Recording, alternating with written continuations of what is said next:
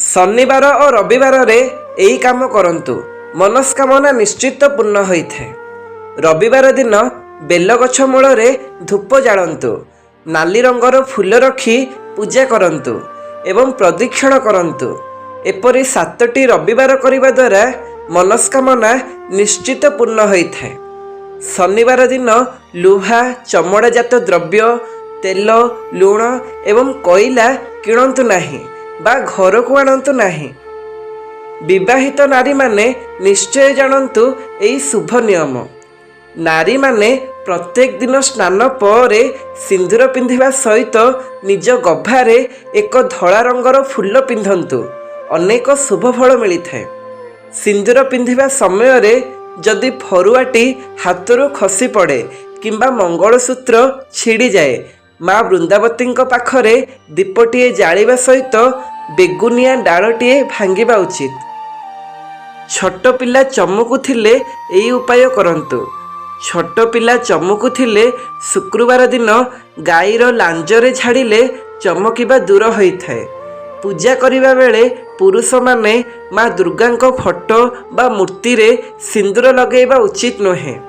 नारी माने हनुमान फोटो किंबा मूर्ति रे सिंदूर लगेबा उचित नहे। खराब स्वप्न देखिले यह निश्चय करंतु। घरे अशुभ फल घटुथिले बुधवार दिन गणेश को दुब चढ़ातु और मुगरे तैयारी लडू अर्पण करंतु एवं गाई को दुब खाइबाकू दियंतु। पश्चिम दिग को मुह करी असतत गछ मूल जल देले शुभ फल मिलिଥାଏ। खराब स्वप्न देखिले मन दुख न करी निद भांगिला परे बाहर को आसी गोटे घास को मुंडरे मारी फोपाड़ी दियंतु। राति रे एई 6टी नियम मानंतु, नहेले हेब अशुभ।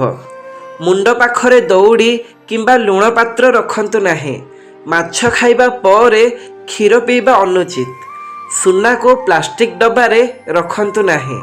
सोइबा खट पाखरे जोता किंबा तेल पात्र रखंतु नाही। सुना को बाम हाथ रे पिंधंतु नाही। सुना को लाल किंबा हलदिया कपड़ा रे गुड़ाई रखंतु। एई सरल उपाय करंतु, भाग्य हेब उज्जवल। किछि कंचा क्षीर हलदी गुंड मिसाई असतत वृक्ष मूल रे पानी दियंतु एवं वृक्ष को प्रदक्षिण करंतु। यह करिबा द्वारा अनेक शुभ फल प्राप्ति हुए। कुमार हांडी गढ़िबा और पाचिला फलर स्वप्न देखिले अति शुभ होइଥାଏ। असतत वृक्ष मूल रे प्रत्येक गुरुवार दिन जल दान करंतु। किछि साधुवाणीर शुभ संकेत।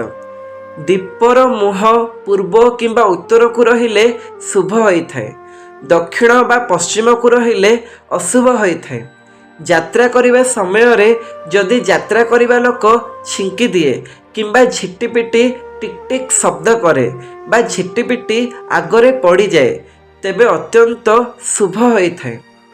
पढ़िबा निहाती जरूरी, निश्चय जानंतु। कैलेंडर को दक्षिण पट कांथरे लगांतु। जदि दांतरे जंत्रणा अनुभव करुथांती, तेबे अल्प सरिष तेल रे लुण और हलदी मिसाई राति रे सोइबा पूर्वरु दांतरे मालिश करले जंत्रणा कमी थाए। प्रत्येक दिन संध्या रे शंख ध्वनि कले गृहर अशुभत्व दूर होइଥାଏ। घरे पुराणा कैलेंडर रखंतु नाही। पढ़िले जानिब संसार कथा। अर्थभाव हेउथिले जल रे कला राशि पकाई स्नान करंतु एवं शनिवार दिन गुड़ और कला राशि को कला कपड़ा रे बांधी गरीब व्यक्ति को दान करंतु।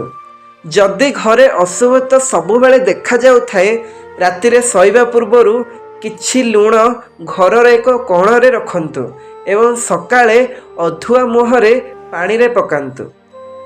राति रे सोइबा बेले मुंड पाखरे दौड़ी किंबा लुण पात्र रखंतु नाही।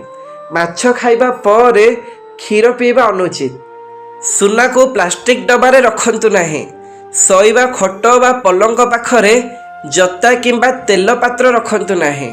सुना को केबे बाम हाथ रे पिंधंतु नाही एवं सुना को लाल किंबा हलदिया कपड़ा रे गुड़ाई रखिले शुभ होइଥାଏ। जातकरे काल सर्पदोष थिले किंबा विवाह विलंबरे हेउथिले गाधैबा पूर्वरु कर्पूर रखिले शुभ फल मिलिଥାଏ। ଦୀପାବଳି, ଶିବରାତ୍ରି, ଜନ୍ମାଷ୍ଟମୀ ଏବଂ ଦୋଳ ପୂର୍ଣ୍ଣିମା ଏହି 4 ରାତ୍ରିକୁ ମହାରାତ୍ରି କୁହାଯାଏ। ଏହି 4 ରାତ୍ରିରେ ଅନିଦ୍ରା ରହି ଭଗବାନଙ୍କ ନାମ ସ୍ମରଣ କରିବା ଉଚିତ।